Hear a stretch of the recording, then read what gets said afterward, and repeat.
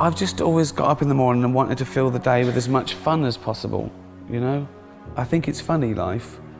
It's amusing, because we take everything so seriously, we care about everything passionately, we have fights, wars, worry about little things, and then we die. But there's nothing, it was pointless. We return to the stars. So I've always thought I want to fill my days with fun. Well, I think life is precious because you can't watch it again. But once you realise you're not going to be around forever, I think that's what makes life so magical. One day you'll eat your last meal, smell your last flower, hug your friend for the very last time. You might not know it's the last time. So that's why you should do everything you love with passion, you know? Treasure the few years you've got, because that's all there is. You have ruminated on death. You've got a long way to go yet, but what will death be like when it comes? Well, the best thing about death is you won't know about it. It's like being stupid, it's only painful for others. So I'm not bothered by it. We do ponder the universe, and it always comes back to us. It always comes back to us, you know, why are we here? We just are. The chance of us being born is 400 trillion to 1, and there's loads of reasons why you can say we're here. It's more what you do with it. It's to eat and drink and make friends and have fun. Make people laugh. Oh, there's no better privilege. When you're more unhappy than happy, there's something wrong and you've got to do something about it. Parties don't last forever, nor should they. People would hate to live forever. They'd hate it. You know, growing up, we were poor and working class. My dad was a labourer. We lived in a council estate. My mum was a housewife. But I didn't really know. Everyone was in the same boat, so I didn't know I was poor. I didn't know I was working class till I got to university and everyone spoke like the Queen. I didn't know what it was, really. Bob Dylan said a man can consider himself a success if he gets up in the morning, goes to bed at night, and in between does exactly what he wants. And I've always done that. I've always done that. I've never worried when I was trying to be a pop star on no money. I never moaned about, I never borrowed money. It was my lot. I chose to do that. And I've always done things the way I wanted it.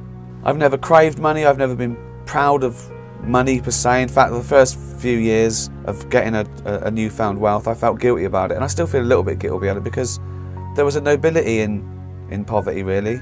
And so I've always thought that if I'm going to be rich and famous, then I've got to be proud of how I made my money and how I got my fame. And money making money, I've never understood it. Do you know, I've never understood it. I don't play those games. I don't try and make more money. I've never tried to make money.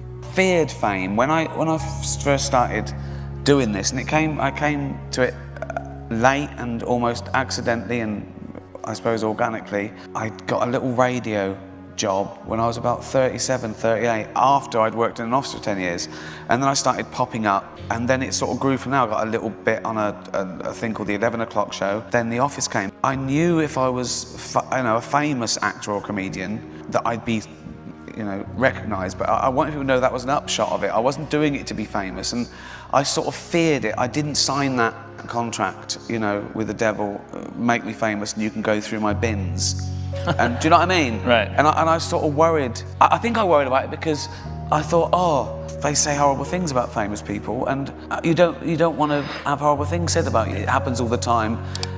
Twitter, which is like reading every toilet wall in the world at once. Right. And you shouldn't know those things about you. You shouldn't hear things about you in normal life. You shouldn't be famous. It's odd to be famous. And I sort of feared that. And for the first few years, I thought, that's not fair, because I thought reputation is everything. And now I realise it's not. Reputation is what strangers think of you. Right. And who you really are is what your friends and family think of you, and they stay forever. So I just don't care now. It's also subjective, that the only real thing is what you do with it, People don't respect facts anymore. Everyone knows my opinion is worth as much as your opinion, but now there's this myth that my opinion is worth as much as your fact, which just isn't true. And it's going to send us back into the dark ages. Just because you're offended, it doesn't mean you're right.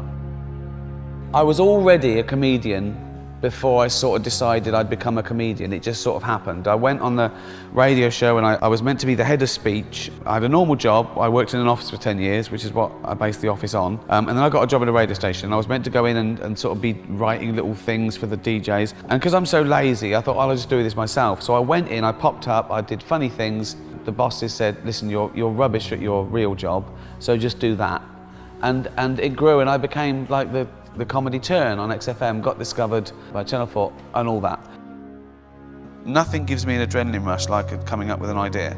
Honestly, I can't sleep. And if I think of it before I go to bed, I've got to work it over so I don't forget it when I wake up. And that's a lovely thing to wake up to. Oh, that idea, right. You know? And it doesn't get any better than when it's in your head, really. And then you just got to ruin it as little as possible. Now, honestly, when I first started this, I thought I was a writer, right? And I probably only directed because I realised that I could protect the writing. And then I produced to protect the directing. It's all to protect the idea, everything. And I play that guy because I know how to do that guy in my head. It's trying to realise the vision. You're not afraid of dividing opinion. You're not afraid of, some people saying I disagree with you and some people saying I agree with you. If everyone's agreeing with you, you're in an echo chamber. You've just chosen your people to speak to. I mean, the important thing for me is no one has to laugh. In fact, I embrace the gasps as much as the laughs, because that means they were listening. And offence is good. Offence makes people think. It makes them come up with another argument. I'm just tired of people saying, I'm offended. I want to say, so what? That just means you're just telling me your feelings. I'm never trying to offend. I think I got that reputation from the Golden Globes, maybe, where I gently ribbed some of the richest, most privileged, beautiful people in the world. A joke about a bad thing isn't the same as the bad thing.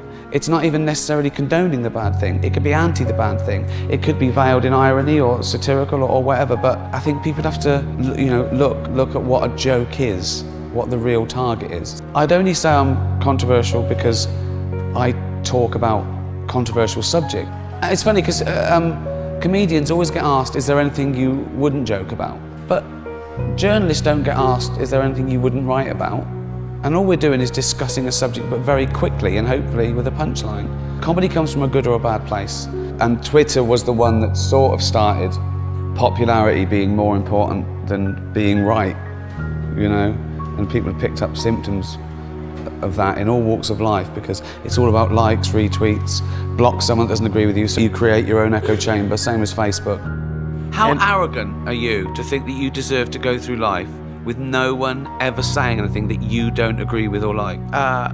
People mistake sometimes demanding equality, right, by not being part of humour. Yeah. It's actually demanding privilege. I want people to stop saying that joke's offensive. Yeah. I want them to start saying I found it offensive, because you've got to own the emotion, because that's all it is. You're just telling me how you feel about it. Yeah.